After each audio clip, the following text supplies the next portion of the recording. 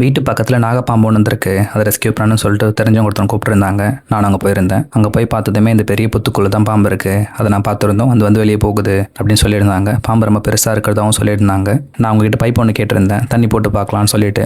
சரி, பைப் வாங்கி தண்ணி போட்டுட்டு இருந்தேன். கொஞ்ச நேரம் தண்ணி போட்டுட்டு இருக்கும்போது இந்த பாம்பை வந்து நான் மூமெண்ட்டை கண்டுபிடிச்சிட்டேன். ஆனால் அந்த பாம்பு வந்து வெளியெல்லாம் வரல, உள்ளுக்குள்ளே வந்து போயிட்டே இருந்துச்சு வேறு பொந்து வழியாக. ஏன்னா இந்த மாதிரி பொந்துங்கள் வந்து எல்லாம் கனெக்டில் தான் இருக்கும். அதனால் வந்து கீழே வந்து எல்லாமே கனெக்டடாக இருக்கிறதுனால அது வேறு பொந்தில் போயிட்டே தான் இருக்கும். நான் அந்த பொந்துக்குள்ளே தண்ணி விட்டு பார்த்துட்டு இருக்கும்போது ஒரு ஸ்னேக் வெளியே வந்துச்சு.